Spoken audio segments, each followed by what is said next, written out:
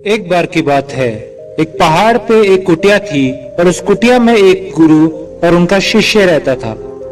गुरु बहुत ही ज्यादा सिद्ध बाबा थे और उनकी सिद्धि हर जगह फैली हुई थी। वो इतने ज्यादा प्रसिद्ध थे कि लोग जानते थे कि इनके पास बहुत तरह की शक्तियां हैं।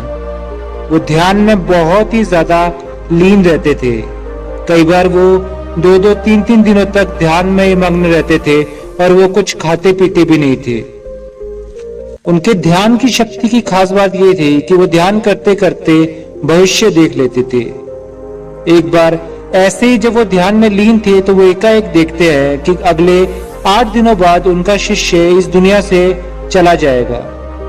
उनका ध्यान एकाएक भंग हो जाता है और वो सारी की सारी बातें सोच के डर जाते हैं। उनको लगता है कि इस बालक की जिंदगी सिर्फ 8 दिनों की रह गई है। इसके बाद गुरु अपने शिष्य के पास जाते हैं और उसे कहते हैं, मैं सोच रहा हूं कि तुम अगले 8 दिनों के लिए अपने परिवार के पास उनके गांव में मिलने के लिए चले जाओ।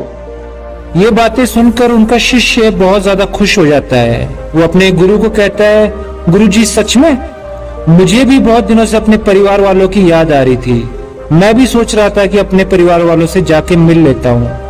वो अपने गुरु से आज्ञा लेते हुए पहाड़ी से नीचे की तरफ चलना शुरू कर देता है, लेकिन वो इस बात का ध्यान नहीं देता है कि उसके गुरु की आंखों में आंसू आए हुए होते हैं। वो चलते चलते पहाड़ से जैसे ही नीचे एक समुद्र के पास पहुंचता है तो देखता है कि एक रेत के टीले के पास एक चींटियों का घर था। उस घर से बहुत सारी चींटियां बाहर की तरफ आ रही थी और बहुत सारी चींटियां अंदर की तरफ जा रही थी। वो चींटियां आपस में बार बार टकराकर अपनी दिशा को खो देती थी और उसके बाद फिर से इधर उधर चलना शुरू कर देती थी। ये देख के उस शिष्य को बहुत ज्यादा आनंद आ रहा था, लेकिन वो एकाएक देखता है कि समुद्र की लहरें बहुत तेजी से उफान खा रही थी और शिष्य को समझ आ जाता है कि कुछ ही पलों के अंदर ये सारा पानी चींटियों के उस घर को तोड़ देगा और इसकी वजह से बहुत सारी चींटियों की जान चली जाएगी।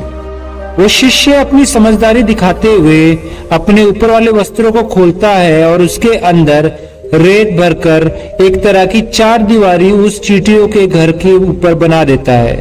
वो 4 दीवारी इस तरह से बनाता है कि समुद्र से आने वाला पानी उस चींटियों के घर तक ना पहुंच सके। साथ ही साथ वो अपनी समझदारी दिखाते हुए एक तरह की नाली बनाता है जिसकी वजह से समुद्र की तरफ से आने वाला पानी उस नाली में बहकर दोबारा समुद्र की तरफ चला जाता।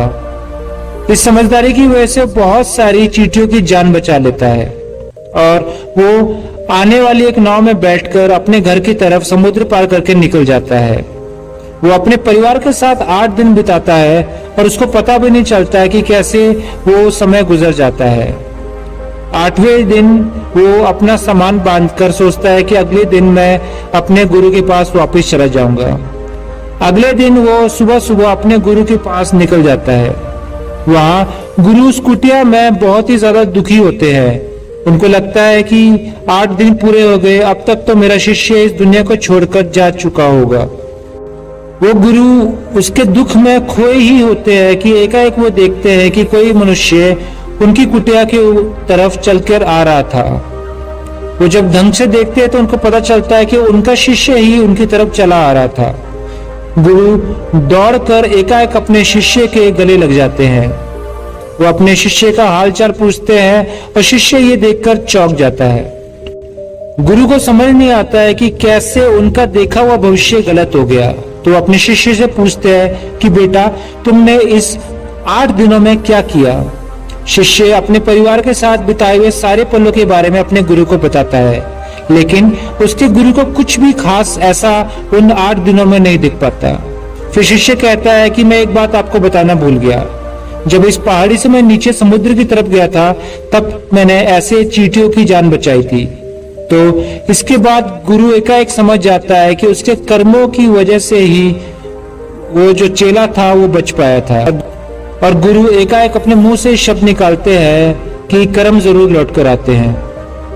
तो दोस्तों इस कहानी से हमें बहुत बड़ी सीख मिलती है। जीवन में कभी भी ऐसे कर्म करो जो कि अगर लौट कर भी आए तो आपका भला ही करे।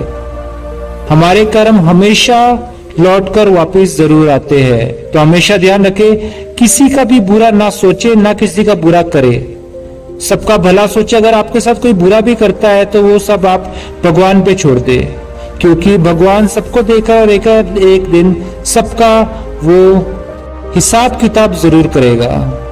जरूरी नहीं है कि आपके कर्मों की वजह से आपकी जिंदगी लंबी हो जाएगी, लेकिन आपके कर्मों की वजह से आपकी जिंदगी बहुत ही ज्यादा खुशहाल और हसीन बन जाएगी। मुझे उम्मीद है आज की कहानी आप लोग को पसंद आई होगी।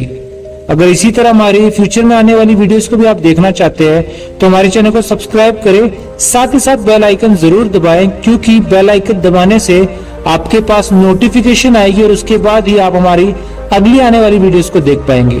तब तक के लिए धन्यवाद।